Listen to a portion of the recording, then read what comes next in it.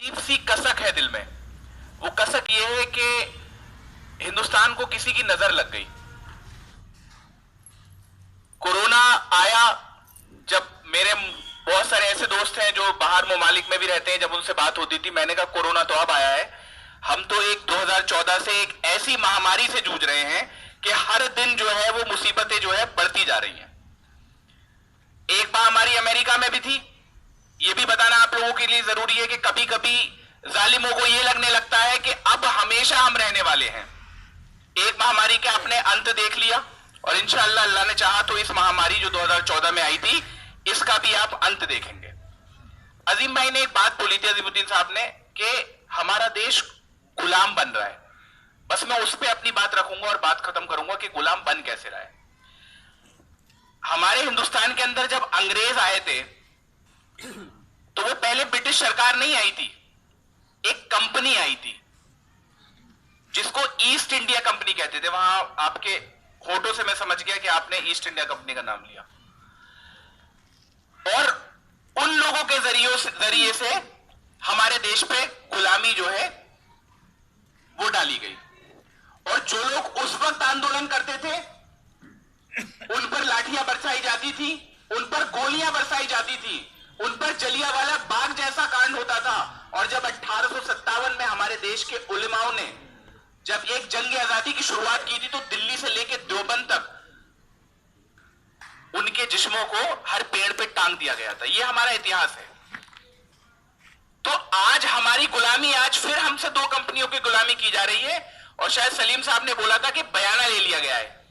आप जरा 2014 के नरेंद्र मोदी जी की, जिनको मैं रंगा भी बोलता हूं, रंगा बिल्ला की ये जो जोड़ी है, आप 2014 की नरेंद्र मोदी जी की कैंपेन की तस्वीरें निकालिए।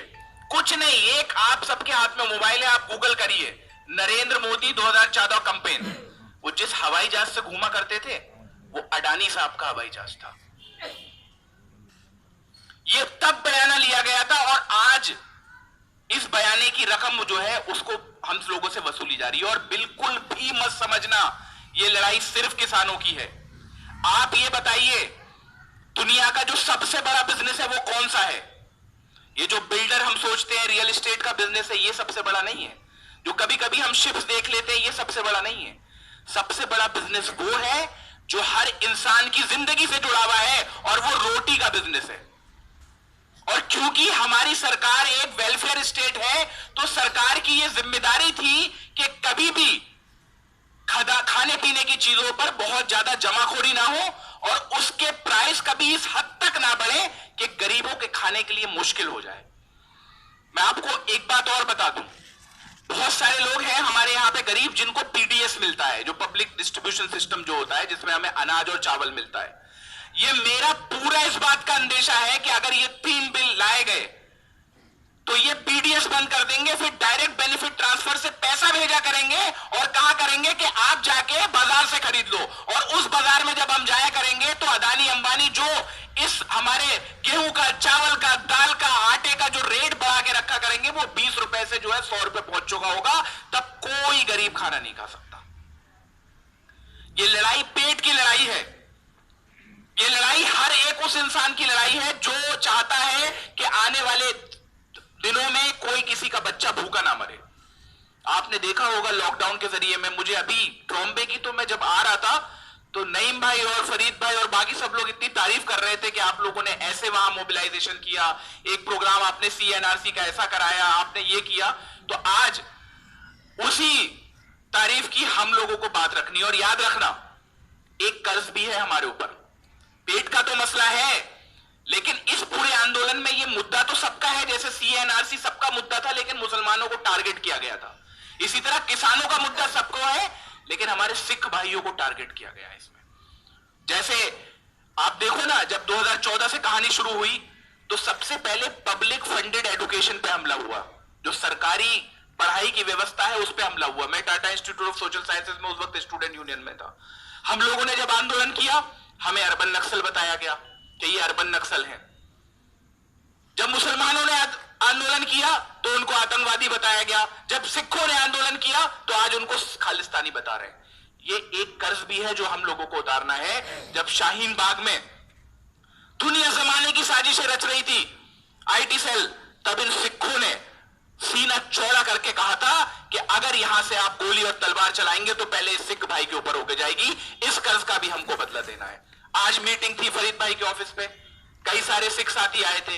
एक जोश है, जज्बा है, इस जज्बे को बरकरार रखना। और आप सब इतनी जिम्मेदारी आप अपने कंधों पर सबको ले लें कि हर आदमी, आप लोग कारोबार करते होंगे, कोई स्कूल जाता होगा, आप सब लोग जिम्मेदारी ले लें कि मैं कम से कम एक आदमी 10 लोगों को मोबिलाइज करूंगा, और उन 10 आदमियों को जिम्मेदारी दे दें कि आप जो है 5-5 को मोबिलाइज करना। तो ये जो ऐसी एक ह्यूमन चेन बनेगी कि हम लोग, और बिल्कुल ये मत समझना कि दिल्ली में आंदोलन चल रहा है, हम मुंबई में करेंगे तो क्या होगा ना। जब जामिया में बच्चों को मारा गया था, अगले दिन हमने मुंबई में कॉल दी थी और ये नारा दिया था कि आप दिल्ली में मारोगे तो हम बंबई में बोलेंगे, और बंबई में मारोगे तो कलकत्ता में बोलेंगे, कलकत्ता में मारोगे तो बैंगलोर में बोलेंगे। तब जाके इनके चूल्हे हिले थे। ये वक्त दिल्ली जाने का नहीं है, मेरा अपना ये थीसिस है, हो सकता है मैं गलत हूं।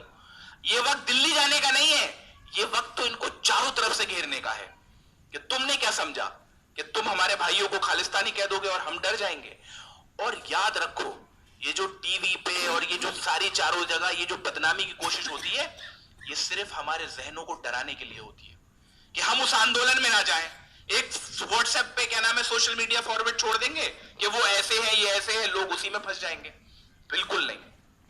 अभी रास्ते में आ रहे थे तो सलीम भाई ने एक बात बोली, तहकीक करो हर बात की। बहुत आसान है, कोई भी न्यूज आपके पास आती है, उसके 2 कीवर्ड गूगल पे डालो। गूगल पे जब हम कुछ लिखते हैं तो उसमें 5 ऑप्शन आते हैं, all, news, photos, videos. News वाले को क्लिक कर दो, अपने आप सच और झूठ अधिकतर जो है वो सामने आ जाता है। तो अपनी बात को आगे खत्म करते हुए बस मैं ये कहूंगा कि 3 बिल्स के बारे में आपको खूब जानकारी होगी, लेकिन आप ये समझ लीजिए कि जब सरकार, हमने सरकार क्यों चुनी थी कि हमारे जितनी भी व्यवस्थाएं हैं इस देश के अंदर उसको चलाए। सरकार क्या कर रही है, उन सबको भेज दे रही है। तो भाई हमने आपको चुना ही क्यों है? सीधे हम अंबानी को ही प्रधानमंत्री चुन लेते हैं ना। ये बीच में नरेंद्र मोदी दलाली का काम क्या कर रहा है? अगर आपको यही व्यवस्था जो है लेके आनी है, अगर आपको पूंजीपतियों की व्यवस्था लेके आनी है, तो ये जो आप मिडिल मैन का जो काम कर रहे हैं दलाली का, हट जाओ। हम सीधे नरेंद्र जो है अंबानी को ही वोट करेंगे।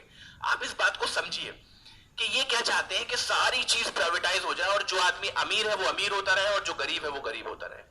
आपको याद है इन लोगों ने पहले स्वास्थ्य व्यवस्थाओं को, हेल्थ को इन्होंने प्राइवेटाइज किया। आज हम लोग जो गरीब हैं वो फोर्टिस में और क्या नाम है लीलावती में जाके अस्पताल में जो प्राइवेट है हम लोग इलाज करा सकते हैं। इलाज भी नहीं करा सकते और वहां जाके अपना एहतजाज भी दर्ज नहीं कर सकते। क्यों? क्योंकि पुलिस वाले आएंगे, कहेंगे हम क्या करें, ये तो प्राइवेट का अस्पताल है यार, तुम लोग यहाँ क्यों जो है वो प्रोटेस्ट कर रहे हो। जब तक चीजें सरकारी रहती है तब तक एक सिटीजन का अधिकार रहता है डिसेंट करने का। अब जब ये व्यवस्था भी प्राइवेट हो जाएगी खाने पीने की चीजों का, तो याद रखना हमारा जो है प्रोटेस्ट करने का भी अधिकार खत्म हो जाएगा। ऑफिसर लोग आएंगे, कहेंगे हम क्या करें यार, ये तो अडानी अंबानी चलाते हैं। ये बहुत बड़ी लड़ाई है, ये गरीबों को बचाने की लड़ाई है। आप लोगों ने लॉकडाउन में बहुत काम किया, पूरे देश भर के मुसलमानों ने बहुत काम किया। आप सोचिए अगर इस तरह के हालात आ गए तो उन गरीबों को क्या होगा जिनके लिए 2 वक्त की रोटी जो है वो मैसर नहीं है। हम जैसे मिडिल क्लास के लोग जो सिर्फ इतना ही कमा पाते हैं कि खा पाए और अपने बच्चों को पढ़ा पाए। उसके बाद स्वास्थ्य के बाद एक चीज और थी, शिक्षा आप लोगों से छीनी गई। शिक्षा जो है स्टेट का काम था देने का, सरकार का काम था देने का। आज बड़े बड़े रिलायंस के नाम पे और धून पब्लिक स्कूल के नाम पे और डीपीएस के नाम पे बड़े बड़े स्कूल खोल लिए गए। आपके बच्चे तो फीस भी जमा नहीं कर सकते उतनी, हम तो उतनी फीस भी जमा नहीं कर सकते। इसी तरह ये और चीजों को प्राइवेटाइज कर रहे हैं। इस प्राइवेटाइजेशन के खिलाफ अपनी लड़ाई को मजबूत करना है। 16 तारीख को उसी फॉर्मूले के साथ वो जय हो, अगर इन लोगों ने नए बच्चों ने मूवी देखी हो, वो कहता था ना कि एक अच्छा ही करूंगा, फिर उससे कहता था मुझे थैंक यू मत बोलो, 3 लोगों के साथ तुम अच्छा ही करो। तो आज आपको अल्लाह ने मौका दिया इस महफिल में शामिल होने का। इन भाइयों ने, ये जो हमारे सारे बड़े भाई बैठे हैं, इन लोगों ने जो मुहिम ली है, अल्लाह पाक इन सबको जज़ाए खैर दे। और इसको हमें ताकत पहुंचानी है। हमारी इनकी जो ताकत है वो हमसे ही है।